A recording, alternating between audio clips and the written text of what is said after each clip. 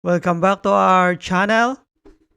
Okay, bago natin pag-usapan ang ating REITs sa huling araw o kaya ay huling trading day ng ating 2025, bago tayo papasok sa 2026, titignan muna natin ang ating PSE. Oh. Ito ang PSE at ang huling trading day ay pula.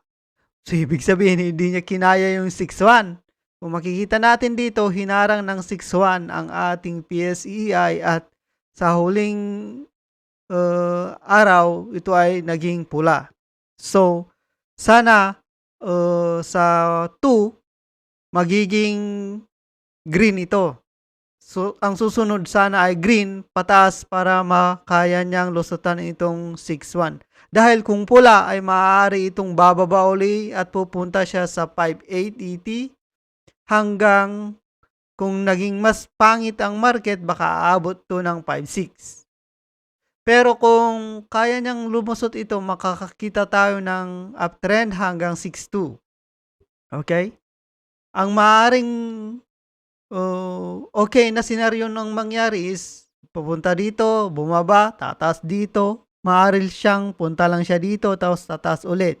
Tapos lulusot siya hanggang sa 6.2. Pero kung malakas ang market at sa 2, ang mangyayari ay green, maaari itong lulusot at pupunta siya sa 6.2 na diretso. Basta lalampasan lang niya itong 6.1, makakakita tayo ng uptrend. Okay? Ito lang kasi ang humaharang sa ating PSE ngayon. Kung makikita naman natin, nasa taas pa siya ng Alma 9 at makikita pa rin natin dito na hindi pa rin nagkakaroon ng MACD cross. So, maaring mayroon pa itong lakas para tumaas. Pupunta tayo sa ating REITs.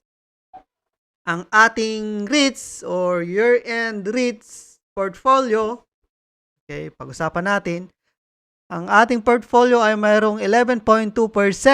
Wow, mataas. At ang PH market ay negative 6.6%. So, sa atin, okay. Ang ating portfolio ay kumita ng 12,832. So, ang return natin ay 6.6%. Ito ang hawak natin na 5 REITs. Ang hawak natin ay ERIT, CERIT, PhilREIT, MREIT at RCR.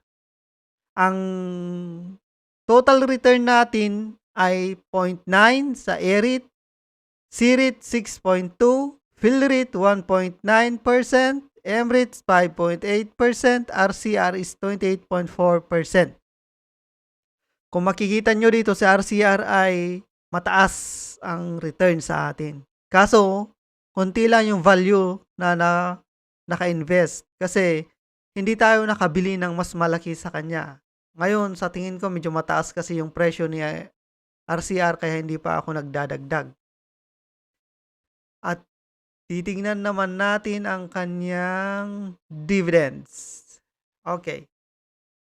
Makikita natin dito ang dividend yield ay si ERIT ay mayroon pa rin siyang 5.7, CERIT 5.7, PhilREIT 7.4, MREIT 7.1, pero si RCR ang pinakamababang dividend na mayroon na lang siyang 5.3%. Mababa na ang dividend niya kaya hindi pa ako nagdagdag dito. Okay? Titingnan natin yung kanilang mga return.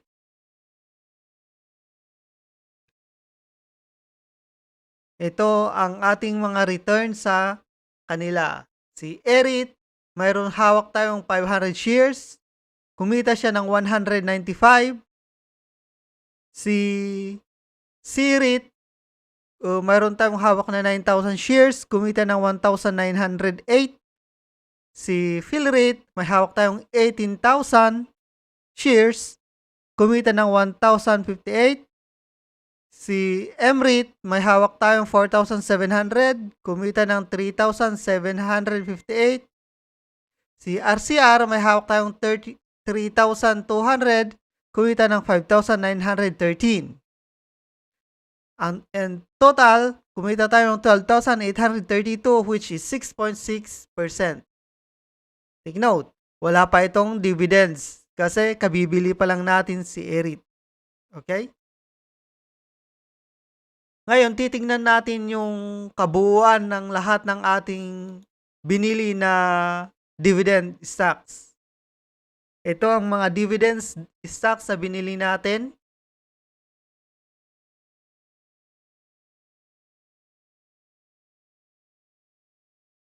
Mayroon siyang 41,000 total gain. So, kung titingnan natin lahat-lahat yung total dividend stocks na hawak natin at ikukumpara natin kung anong sitwasyon. Okay.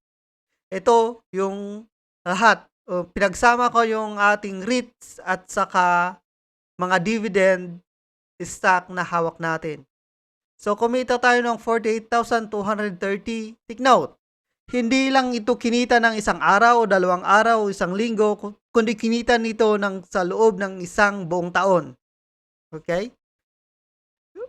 Medyo matagal ang kitaan sa ating portfolio. Hindi kasi tayo nag-day trade, kundi nag-invest lang tayo.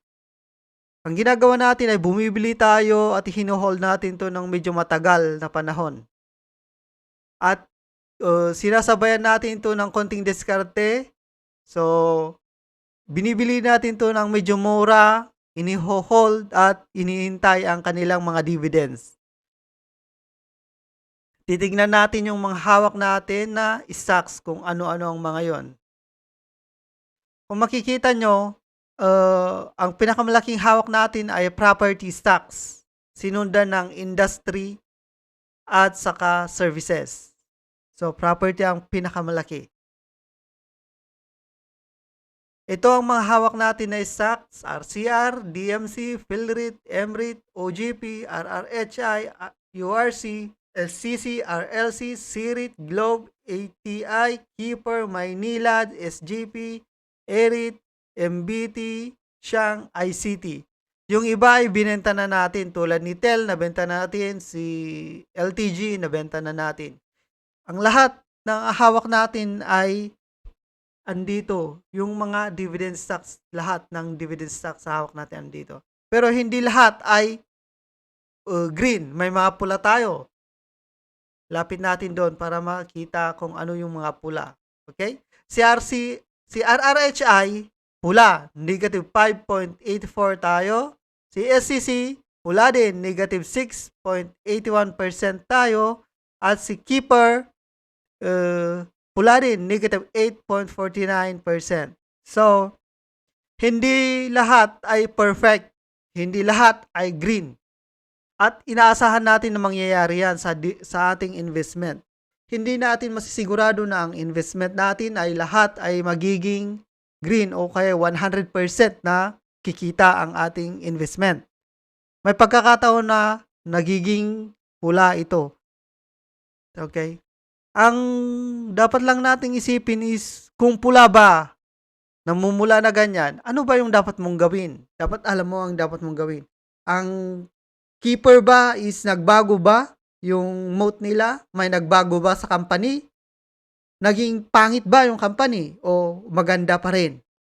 Kung buwaba yung stocks mo at maganda pa rin yung company at walang nagbago, ibig sabihin, pwede mo pa siyang bilhin at dagdagan. Kung pangit yung stocks mo at nag-negative na at pangit na yung company at may problema na ito, yun yung pagkakataon mo para ibenta na. Okay? Ang kinita lang natin is 48,230 at ang stock position natin na nakalagay ngayon is 426,000, which is ang profit gain natin is 9.64%. Yun lang ang kinita ng ating stocks na hawak ngayon. Ito ang ating year-end parang gift para sa atin na nag-i-invest dahil mayroon tayong kinita, hindi natulog ang ating pera sa ating bank account, kundi ginamit natin to para kumita ng pera para sa atin. So, parang ito na yung pinakaregalo sa atin sa year-end. Ito ang ating year-end portfolio at titingnan natin ang mangyayari sa mga susunod na araw. Hanggang sa muli,